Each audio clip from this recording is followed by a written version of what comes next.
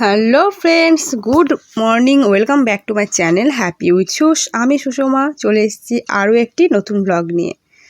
সকাল সকাল আজকে রান্নাবান্নার প্রস্তুতি শুরু হচ্ছে। আজকে একটু বেগুন আলু দিয়ে ভালো করে চচ্চড়ি বানাবো। তার জন্য দেখো কড়াইতে পেঁয়াজ ফোড়ন দিয়ে দিয়েছি।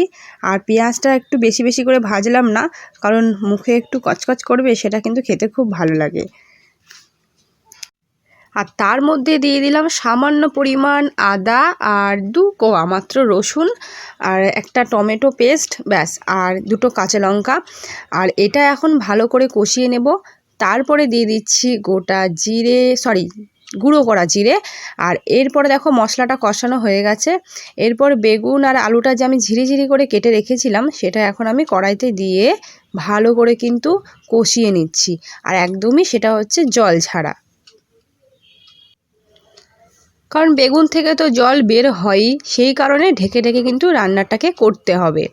আর দেখো অনেকক্ষণ পর এলাম, ঢাকনাটা খুলে দেখি জল অনেকটাই টেনে গেছে। আর একদমই কিন্তু এর মধ্যে জল দেওয়ার প্রয়োজন হয়নি। লাস্টে একটু ধনেপাতা দিয়ে দিয়েছি, ব্যাস, রান্না কিন্তু কমপ্লিট। ঘরে যখন কোনো রকমই সবজিপাতি থাকে না, তখন যাই হোক আমরা মায়েরা কিন্তু ঠিক একটা ব্যবস্থা করেই নিই যে সারাদিনে আমাদের কী রান্নাবান্না করতে হবে।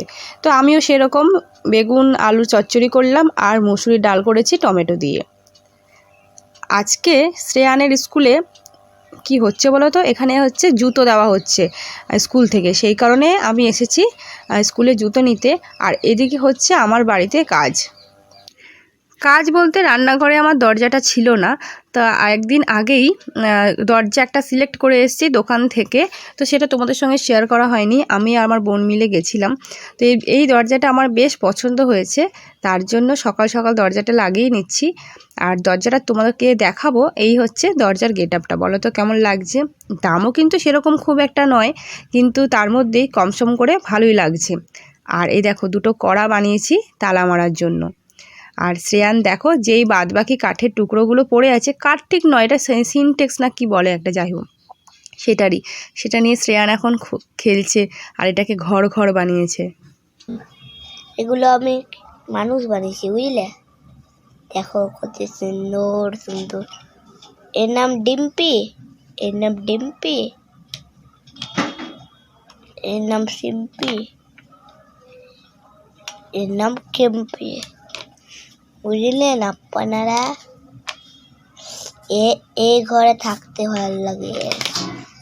কি বাবা, মইটা ফেলে এলে তুমি? আরে বাবা রে, চল ভাইচাল হয়ে গেছে। এবার আমরা বন্ধ করে এখন চলে এলাম রাত্রেবেলা খাওয়া দাওয়ার। যেহেতু দুপুরবেলা ওরকম করে সেরেছি, তাই রাত্রেবেলা করলাম ডিমের কারি। আর ডালটা তো কড়াই ছিল, আর একটুখানি বাঁধাকপির তরকারি। সকাল থেকে টাইম না পাওয়ায় রান্না ওভাবেই সারা হয়েছে। রাত্রেবেলা তো একটু কিছু করতেই হবে, তার জন্য গরম ভাত করেছি, বাঁধাকপির তরকারি আর ডিমের কারি। এই দিয়ে রাত্রেবেলা খাওয়া দাওয়া শুরু হলো। আর এদিকে সৌরভ আসার সময় আমার জন্য কি এনেছে বলো তো। যেহেতু এখনও ঠান্ডাটা যায়নি, তার জন্য ফ্রিজ কিন্তু এখনও সবসময় চালানো হয় না। তার জন্য ফ্রিজের ভেতরে দেখতেই পাচ্ছ আলমারি বানিয়ে ফেলেছি আমি, ব্যাগ রেখেছি, ডিমের ট্রে এসব রাখা হয়েছে।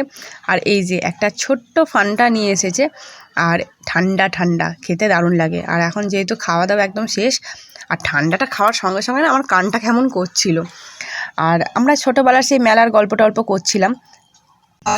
হজম করলে কিন্তু কালো থামস আপটা খেতাম আমরা।